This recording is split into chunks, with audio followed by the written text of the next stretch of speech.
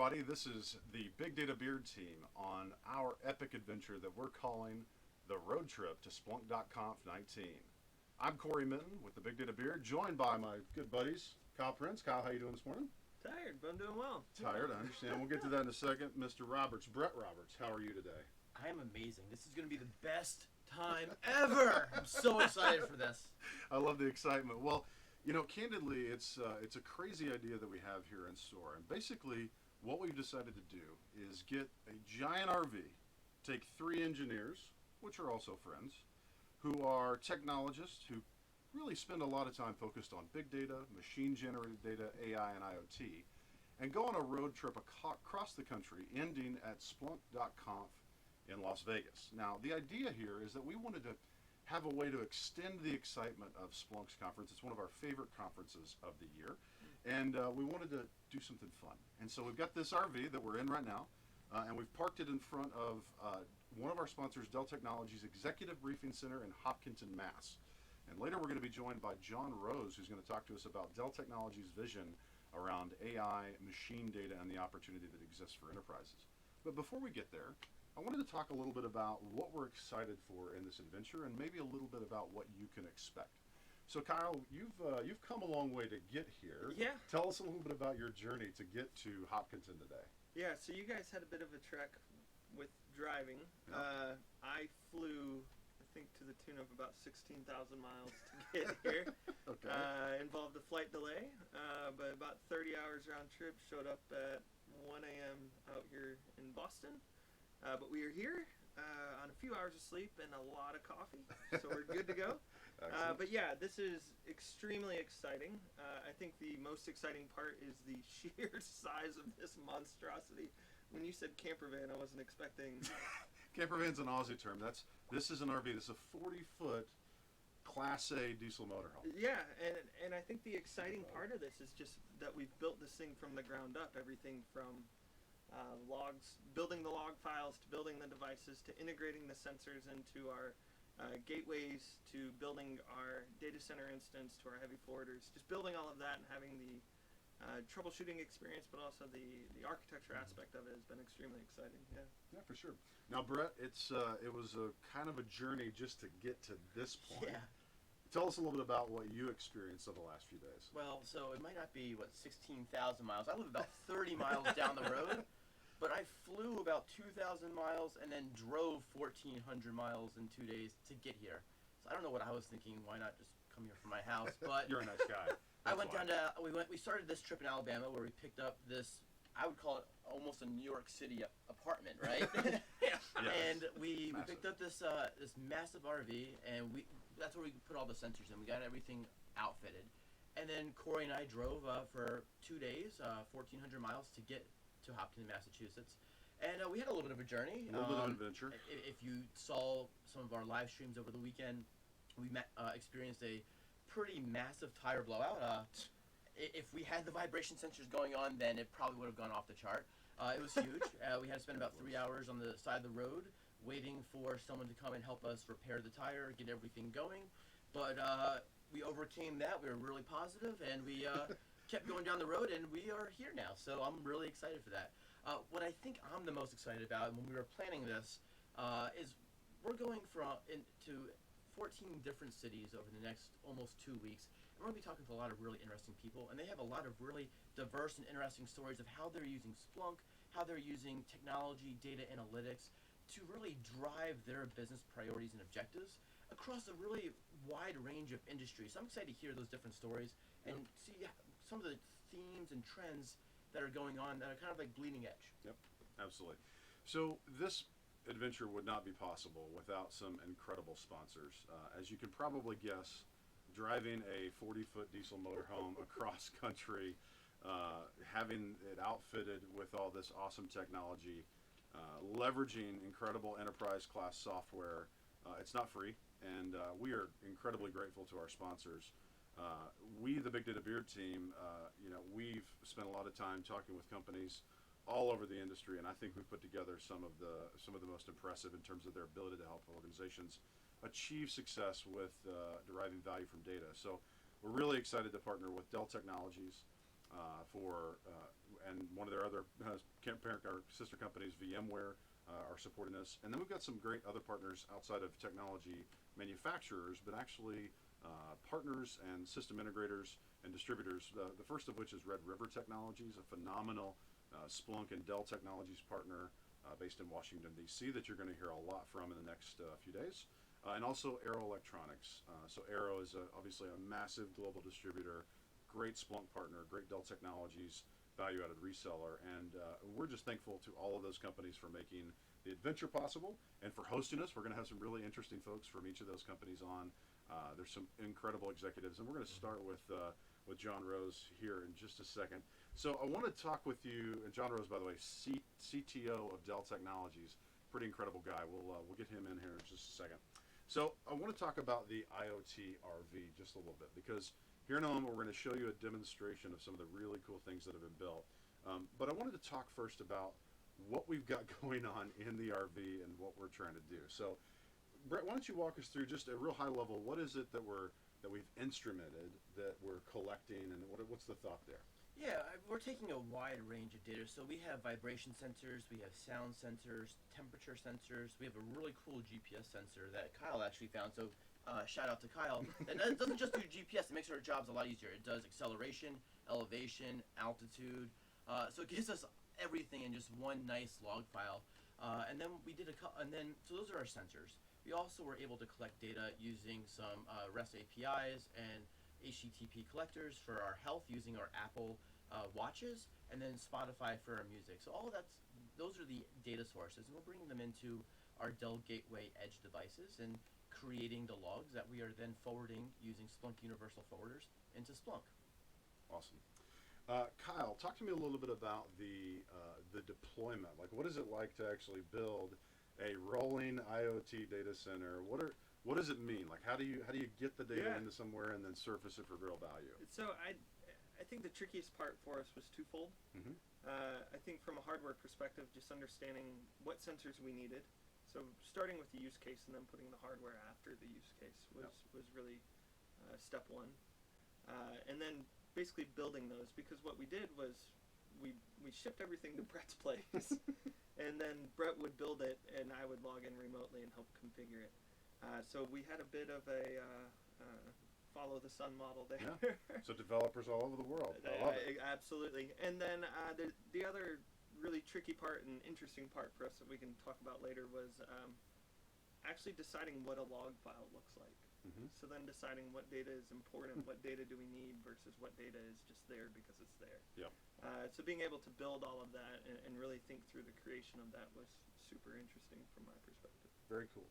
And one of the things I think is interesting that we've built here is this is truly that edge to core to cloud message that we hear from every company, right? Every software company, every data company today talks about this, edge to AI, or pick your phrase, but it's basically that you have to have the ability to sense at the edge what's happening, get that data processed, in some cases that they're locally or aggregated in some small part, and then sent somewhere for kind of more finalized processing and more aggregation. And that's absolutely what we have here. So we have edge devices that are lightweight gateways that are aggregating to what we'll call kind of a distributed core, where we have a bit more processing power. And the way it takes make that real for you is gateway devices that are lightweight, ruggedized appliances running a small forwarder piece of software from Splunk, sending the data over the local network to a really beefy Dell Precision laptop that's connected to a 4G network. That is then, we're actually doing a hybrid cloud deployment, so sending it to Splunk Cloud for processing and surfacing, so that we can actually share all the insights and dashboards that we've built with you. And that's one thing I want to put a preview out there on our next show tomorrow morning. We're going to have Brett do a full demo of the software and show you all the dashboards that we've built. I think you're going to be really impressed. It's going to be really fun. But one of the things I also wanted to talk about was, that this is a learning experience. I think this is, and it's not meant to be like, we recognize that we're a bunch of knucklehead engineers having fun, and we don't think we've solved the world's problems. Don't take it that way. But I think it's an iteration process, and that's what we hope that folks take away from this, is that you can build things that are interesting, but the thing you have to keep in mind is what are you going to do with it when you get home, when you get back to work.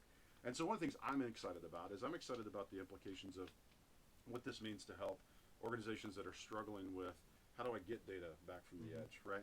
And one of the things I think is so powerful about Splunk is the ability to explore and iterate. So I'm curious, Kyle, do you have any is there anything really cool that we haven't done yet that you think over the next 2 weeks while we're rolling down the highway, if there's a neat kind of project idea that you have?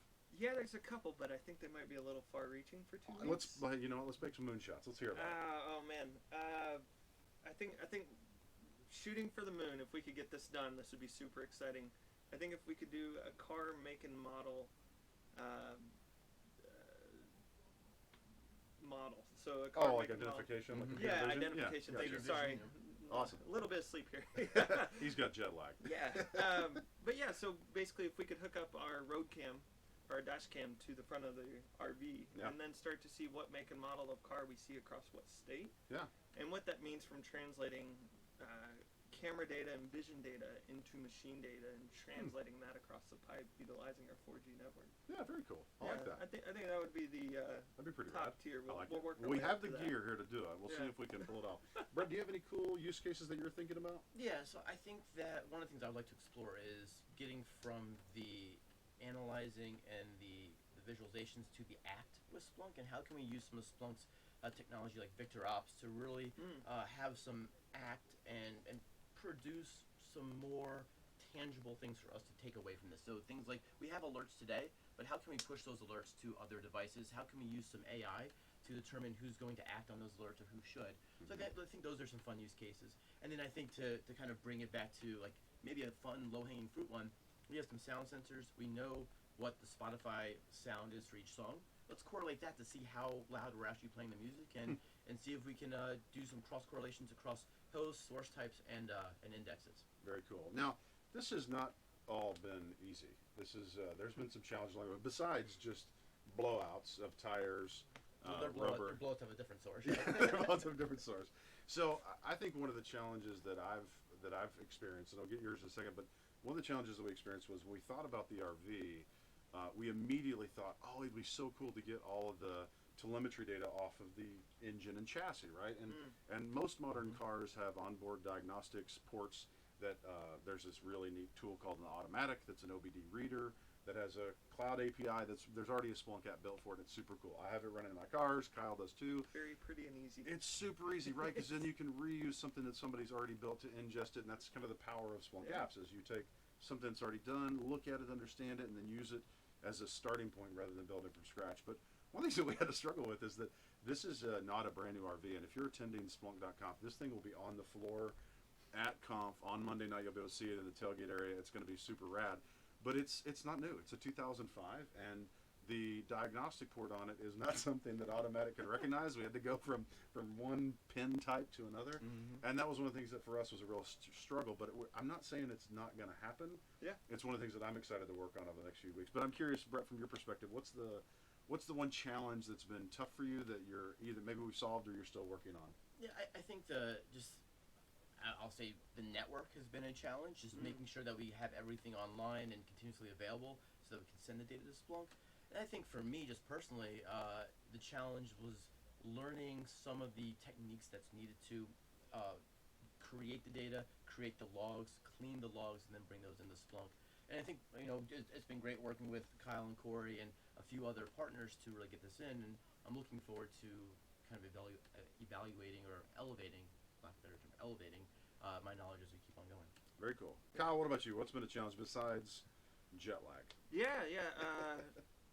Honestly, the distance and time zones was tricky during the development aspect, just because we were catching each other during our op hours. So Brett and I were collaborating a lot in the building aspect just over Slack.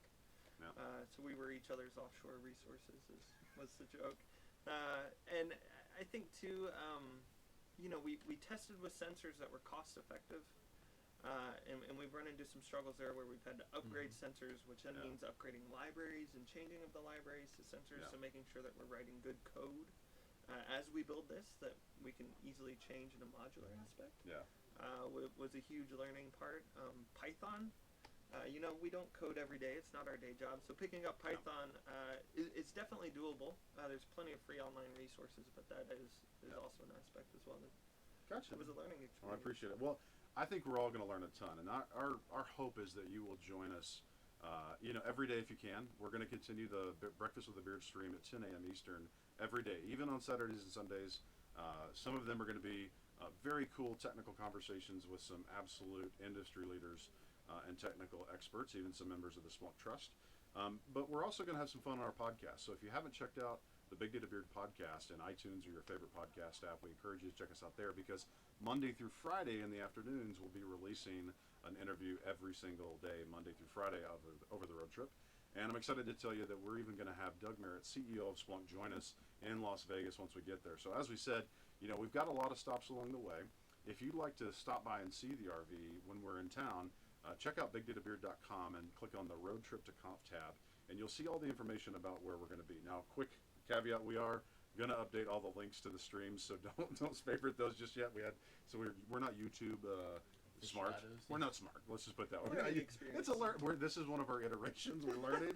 I used a template, and the template was broken, so I multiplied my work by that number. So it's tough. When automation goes wrong. Oh, this is literally it. So, and the other thing we're gonna do is we're trying to have some fun. So today is we're getting kicked off, but you're gonna hopefully see some adventures out of us. You put 3 grown men in an RV.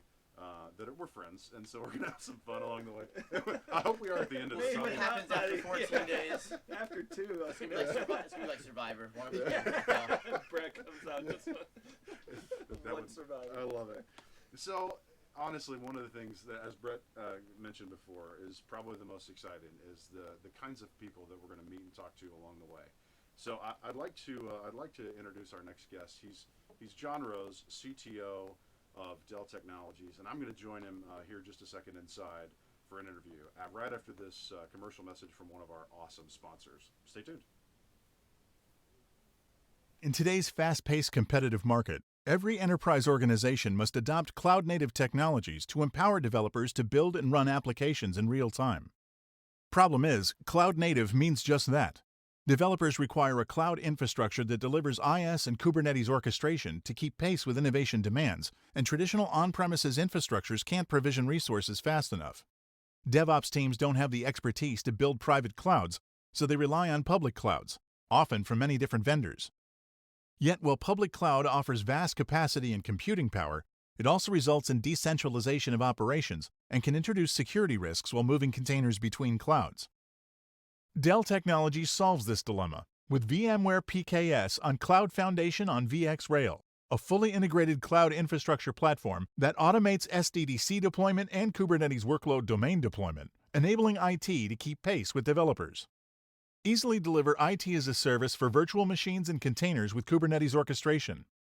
Even better, VMware Cloud Foundation on Dell EMC VxRail enables organizations to run traditional workloads alongside cloud-native container-based applications on a single, scalable, cyber-resistant platform with consistent operations, eliminating IT silos and DevOps sprawl. Unlock innovation, realize operational freedom, and predictably evolve with VCF on VxRail. All right, John, let's party. You ready to do it? I am. John, tell us who you are and what you do. Sure. I'm John Roese. I'm the Global Chief Technology Officer of Dell Technologies. I am primarily responsible for making sure that we don't drive off a cliff. We're in a technology ecosystem, and the job of the Chief Technology Officer of a big company like Dell is to make sure that we understand what's coming at us. We're able to predict that future. We do the technical work to actually develop the technology and navigate that future. But it really boils down to it. Successful companies in this day and age are not just able to predict the future, but are able to act on it so that they don't end up driving off a cliff because they missed a technology inflection. So that's the humorous way to think about my job. Nice. I have lots of other things I do, but that's the goal. I dig it. Well, one of the things that you get to do as a CTO of such a big technology company is you get to survey the world of tech and help us figure out if trends are really important. Well, the two of the trends that we're interested in is really this convergence of IoT and AI, right? Two massive buzzwords.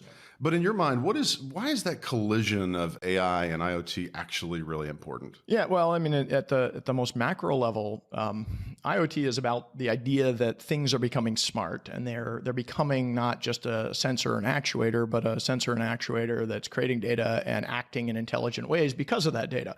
The problem is, even though they're calling them smart devices, they're actually pretty dumb devices, because the intelligence necessary to do this can't possibly live on them. Otherwise, the cost of an actuator would be millions of dollars. That seems kind of like a very inefficient way to do things. So we've realized that we had to actually separate the brain from the body to make these smart devices work. And in order to do that, we have basically created and doubled down on the space of artificial intelligence and machine intelligence. So the best way to think about it, these two are inseparably related in the sense that a smart device, by definition, does not have all the intelligence in the brain embedded into it. It has just enough to participate in an end-to-end data ecosystem. And the brain is actually an aggregated brain, which, by the way, is not just making that device smart, but by aggregating it and making decisions across information boundaries, it can actually make better decisions because it has a better context of the world. And so there's all kinds of examples of how this will work, but that's really the relationship that we see. So they're both incredibly important. And if you want to build a smart world, you're going to need both of them working together as a system. Absolutely. One of the things that we find common in a lot of organizations around the world is, they hear these buzzwords, but they get challenged with really surfacing value from it. So I'm curious, from your seat, what are some of those challenges that you're seeing people deal with in this idea of how do I separate brain from body? How do I use IoT to build a sensor network and leverage AI to automate some of the intelligence? Yeah, I mean, that's a very broad domain of all the things that people are doing wrong or thinking wrong about this. And whenever you enter a new technology phase like the era of data and AI, it's very likely that a lot of people they'll either misinterpret the technology, they'll be overzealous about the technology, or maybe they'll undersell the technology. One of the things that we've seen, especially in the era of using machine intelligence, is that people are intimidated because they have this vision of what machine intelligence can do, and it looks like the Terminator.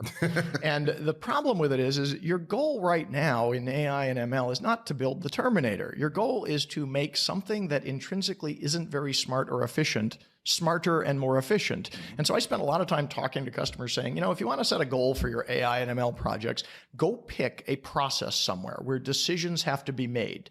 And currently those decisions are either hardwired and inefficient or they're poorly made.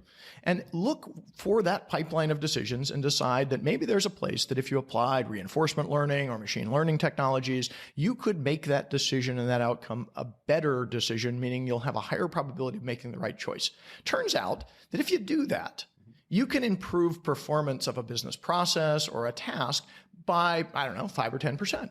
Most people go, oh, that's really underwhelming. I'm improving my process by 5 or 10%. But what if that process was, your supply chain or the efficiency of your factory? Yeah. Those, by moving them by 1%, change the trajectory of your business. They change the profitability of your company. They change your economic reality. And so the biggest misconception in this era is that we have to shoot for the moonshot. The fact that technology exists, there are smart entities, there are AI frameworks, there's lots of data, but I hate to say, start small. Yeah. Pick some things where you can find a 5 or 10% improvement on a business process that if you did that, materially would impact your business. I guarantee you there are thousands of them in your company. Mm-hmm. And at the end of the day, that's an easier path to deploy machine learning technology. It's an easier way to build this new end-to-end system. And interestingly enough, it's the journey to building the Terminator, because once you get good at it in these smaller scales, as the technology evolves, as the data sets get better, you might be able to develop the equivalent of the autonomous car for your industry. Yeah. But don't start trying to build the self-driving car. Just build the safer car or build the more intuitive car and use these technologies to incrementally improve your capability set. So, normally CTOs are supposed to hype things and make people all excited about the big aspirations. Those are all very real. Yeah. My guidance is, there are lots of areas that are a lot simpler to go after that apply these new technologies in the real world. And honestly, if you can improve a business process that's material by 5 or 10% because you apply this new technology, that is worth doing and it will pay for everything that you've invested into it. But many people are intimidated by setting the bar that low. Mm-hmm. My advice is just go for it. You'll learn and ultimately you'll have an impact. Absolutely. Well, I hope that the vision isn't Terminator, even if we get good at it. I'm a nice Terminator, a friendly Terminator. But that's right. Yeah. Well, all kidding aside, though, I know that there's got to be some stories of how Dell Technologies is looking internally and saying, hey, these are some big macro trends. Are there some examples of how we're using this expanding world of AI and IoT that you think? Absolutely. There's, we about 3 years ago, we made a very conscious decision inside of Dell Technologies to let everybody go, meaning go wild in the AI space. We decided, do we want to curate the AI world and have like an AI center of excellence that does everything for everybody, or given 150-something thousand people in the company and all kinds of product lines, why don't we just encourage people to start experimenting? So we made the conscious decision to encourage experimentation, and we'd sort it out later. Now, the result of that is that we have over 500 AI ML projects going on across our supply chain, our HR systems, our service organization, our products.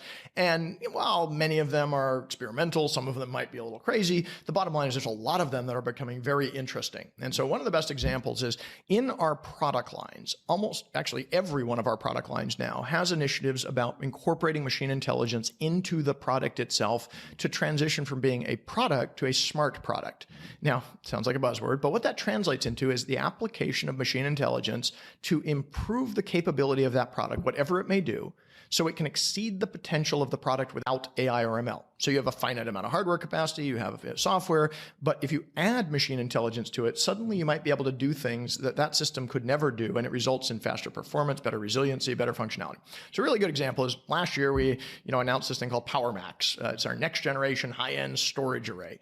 And what we realized is, you can throw hardware at the problem to make it faster, or maybe you can make it smarter. And so we started doing a lot of work around machine intelligence on things like cache management, data placement, compression, data reduction. And we said, well, instead of making those configurable attributes, why don't we make them self-learning? Why don't we essentially push models into the system and allow them to dynamically tune themselves? And the result is that our performance of predicting cache hits got better than we've ever had before. Now, interestingly enough, there's a correlation. If you get a cache hit versus a cache miss, that's not a 5 or 10% impact. It can be 80 times slower if you're out of cache versus in cache in some of these systems. Right. And so if I can improve the cache performance by 5 or 10%, with an 80 times multiplier on top of it, I materially changed the performance of that product, and I didn't add any hardware. I didn't make it more expensive. I just made it better. And so we have those examples going on all over the place. Now, what's interesting is the problem isn't just the machine learning in the product. It's in order to develop those models, we are becoming more and more of a data company in our engineering structures. We are taking telemetry and information that we're gathering from the fleet of our products and the development environment, and the test environment, and we are having to organize that data and put it into systems that can deal with and visualize and manage the data at scale. And then those are becoming the pipeline that go into the training logic that ultimately allow us to invent the model, develop the next model, do our innovation around AI algorithms. So there's this relationship between having access to huge quantities of data, being able to organize it and put it into systems, and then ultimately that becomes the fuel that allows us to invent the next algorithm, develop the next model, push it back out into the product, and ultimately make the product better. And so this idea of smart products is not just about the smartness in the product and code on the product. It's about this entire end-to-end data ecosystem, which really means creation of data, curation of data, storing of data, making that data available for insight. And then ultimately in the AI era, it's about using that insight to develop new models and to change the behavior of the system. That's going on everywhere. So I love the example that our products are getting smarter, the Dell storage portfolio, but it's across the company. But I'm curious, how do you see Dell Technologies taking all this learning, right? Not just surfacing it in smarter products, but how do you see us actually coming alongside customers and helping drive innovation with them in this area? Yeah, and we've spent a lot of time actually at Dell Technologies World 2 years ago. I stood up on stage in funny enough, with Ashton Kutcher sitting behind me, which was very unreal. And you were being punked, by the way. Yeah, I was being punked apparently, which is, when he's there, you're kind of wondering. But anyway, I stood up and talked about our AI vision. And what I said is, look, there were kind of 3 dimensions of AI that we needed to think about. And the first big concept was that AI is not one-dimensional. There are what we call AI in problems, which is AI inside of the system. That's the example of the PowerMax with machine intelligence. That's a good thing, by the way. Whatever industry you're in, whatever things you depend on, better have a path to make them smarter by using machine intelligence. That's AI in. Then there's this concept of AI on, which says, well, you're going to write software and run business processes, and in order for those to work well, they need a different class of infrastructure. They need advanced accelerators, post-flash memories, high-performance I/O. They need NVMe over Fabric. They need a system to do this that is different than the system you needed to run a legacy system. And so we have a strategy that basically says our job is not only to build smarter products, but to assemble them into a platform that is optimized to deliver the best outcomes for AI. Because to be perfectly honest, the AI world is the largest single consumer of data that we've ever created. And in order to do that, we will need better MIPS per watt. We will need lower cost per bit. We will need higher IOPS. All of these things have to happen as a system, which means AI on is build the platform to actually run AI. And then there's this concept of AI within, which basically says, if you have smart products that build a great platform, now you have the real work, which is how do you put AI into your business process, which is that example of, looking for the decision-making tree and making decisions about where you can get a better outcome by applying reinforcement learning or a deep neural network or something else. That discussion, interestingly enough, is not a product discussion today. Let me dispel a myth. You can buy or consume an AI service that will make your business process automagically smarter. Business processes are 100% unique to the company and a customer that is using them. We may have templates of how to do a supply chain, but every supply chain is unique because every company is creating competitive advantage by doing supply chain in a way that advantages them. AI in or within your business process is a very personal experience. It's something that is very tied to you. So for you to assume that you can just buy it off the shelf is to cede any competitive advantage in the future, and quite frankly, isn't realistic. So the third dimension of this, we've done a few things. The first is by obviously building good platforms so you can get to that discussion. But the second piece is in our Dell Technologies capital portfolio, we've been investing in companies that are vertical specialists in this space. A great example is a company called Noodle AI that really focuses on bringing full stack artificial intelligence, machine learning into the industrial sector. Now, that sounds like a pretty specialized thing, but they've been doing fantastic things by turning steel mills into smart steel mills. And the derivatives is not only do they run more efficiently, but they actually make money off of power trading and spot trading, and all these things get unlocked. But what we realized is in order for an industry to become AI enabled, you're either going to have to do it yourself because you understand your intimate business process, or a new class of specialist companies, many of them coming out of the startup world, will materialize to help do it for you, or a company like Dell Technologies will go with you on the journey and try to connect the dots between this. We may introduce you to a company like Noodle in our portfolio. We may go and find somebody that does that. We may do the advanced technical work with you. In fact, with the automotive companies today, it's actually Dell Technologies inside of their environments, collaborating with them, sharing the responsibility of building this new data pipeline. Now, we're doing that very willingly because candidly, we're learning and they're getting a benefit. And ultimately, that's impacting what will eventually be productized. So we can make it easier for the next people. But at this stage, there's kind of three things you have to do. You have to understand that your infrastructure and your cloud environment has to be a platform for AI, and you need to fundamentally be able to leverage that and choose the right partner. The second is you have to realize that you are the owner of your AI strategy, and you want to use as much off the shelf as possible, but at some point you will have to build your algorithms, develop your code, and put it into practice. And the third is you have to pick the partner that's going to help you do that. And if someone comes and tells you they can do it for you as a turnkey thing that every other person in your industry does the same way, one, they are lying to you because you are unique. But the second is they're underestimating that the reason you're doing this is to create a sustainable long-term competitive advantage for the exploitation of data, the automation of your business, and ultimately the improvement of the efficiency and productivity of whatever you're doing. And so that third piece is about really choosing the right partner. We think we're oriented properly because we're coming in as a partner to do this with a platform, with a set of systems that actually make it possible. Very cool. So if you aside from the people and process parts of the challenge and surfacing value out of this massive amount of machine data that's coming across the world, what do you think are the next big advancements that have to happen in the next 2 to 3 years from a technology perspective for the vision that a lot of marketing companies paint to actually come true? Yeah. Actually, there's a number of them. I mean, I have this concept called metrics. When we sit down with like a tier 1 automotive company and we talk about the future, we don't just talk about it academically. We ask, what are the empirical measures of something quantifiable that have to change for us to be successful? It's classic scientific method. Our hypothesis is we would like to build an autonomous vehicle. What conditions have to be true for that to be true? And when you get into the details, you start to discover that there's a whole host of things that have to get better. The first is, obviously, we have to continuously improve the MIPS per watt ratio of compute. Because if we're going to exponentially increase the amount of processing capability to do things like AI and ML and IoT, then we better bend the curve in terms of how much power we're consuming and how much capacity we get. Now, the good news is that's happening. We have a huge set of investments and partnerships, by far the largest ecosystem of accelerated compute, whether it's startups like GraphCore or work we're doing with Intel or NVIDIA or AMD or the FPGA companies or the platforms we're building to land this stuff. The first dimension that has to change is we got to get better in terms of effective performance per MIP or per watt of the compute side. Good. I feel comfortable we'll get there. The second is cost per bit. We obviously are going to create a lot more data. Well, we better create, highly efficient, cost-effective storage systems. I think largely we are doing that with software-defined storage, with exascale architectures and object. And again, I think we'll navigate that. I'm not losing sleep that we'll hit a wall. The one that makes me nervous right now, that we're spending a disproportionate amount of time on, is even if you have the economics on compute, the economics on storage, even if the algorithms can be developed themselves, because there's things like AutoML, which allow the algorithm to be created by itself, no data scientists. So there's good things there. Data scientists might not be the bottleneck.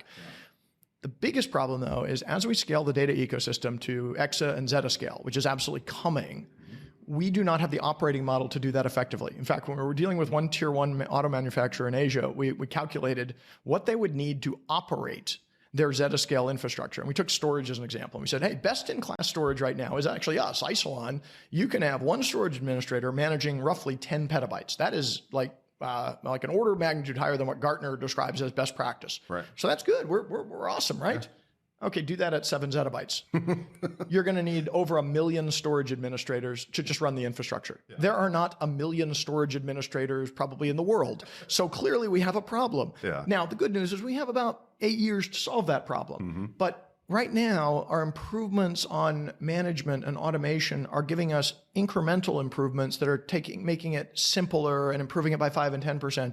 We have a vision that says, by that time, we have to take 99+% of the manual intervention of running and operating infrastructure and shift it into machine learning, artificial intelligence. There's still human in the loop. There still has to be a human who makes a final decision in some cases, but their abstraction level, the level they're going to work, is going to be at a totally different level, because if we don't, we will simply run out of people as we go on this AI journey. Yeah, so that's what makes me nervous, and that's where we're going to spend a great deal of time. Well, man, John, I really appreciate the insights. I want to ask just for the listeners to be able to keep up with you, because you've got a lot of interesting thoughts, and I know you're producing some interesting content. What's the best social media platform to follow you on? Well, I'm on Twitter, and funny enough, my Twitter handle from back to when Twitter started is the ICT Optimist. Oh, there you go. Kind of tells you a little bit about my personality. And when I created that Twitter handle, I was the CTO of Nortel in a very difficult time as the industry, and I am internally optimistic, if you couldn't tell. That's probably the best. And then obviously all of the Dell sites, we have a pretty good social media presence, and propagating information like this is another great example. Bottom line, or the easiest thing, I have a funny spelling in my last name, Roese. Go Google me. I tend to dominate that particular search. So right. Easy way to find me. Awesome. Well, John, thanks so much for being on the Big Data Beard as part of the road trip to Splunk Conf 2019. Transition. No, not. Oh yeah. Okay, that's good. You're good. You're good. Turn it off on the iPad. They're still here. Don't run with scissors. All right, everybody. It wouldn't be a road trip, and it wouldn't be an epic adventure if we didn't cut a ribbon. So we got some comically gigantic scissors that we're going to use, but thank you all for being here to send us off.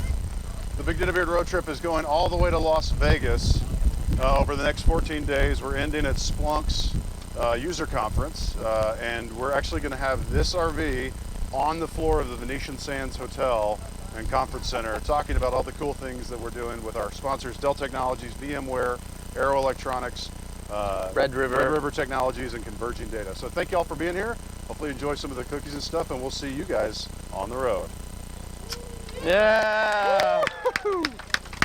All right, let's party. Well, thanks everybody for being here. Thank you, friend. Thanks for joining us for another edition of Breakfast with the Beards. Breakfast with the Beards is part of the Big Data Beard road trip to Splunk's Conf 2019. Be sure to check out all of our great content at bigdatabeard.com and also follow our podcast in your favorite podcast app simply by searching Big Data Beard. This amazing adventure would not be possible without our incredible sponsors. We thank you, Dell Technologies, VMware, Red River Technologies, Arrow Electronics, and Converging Data for making the road trip to Splunk.conf 2019 possible. We'll see you down the road.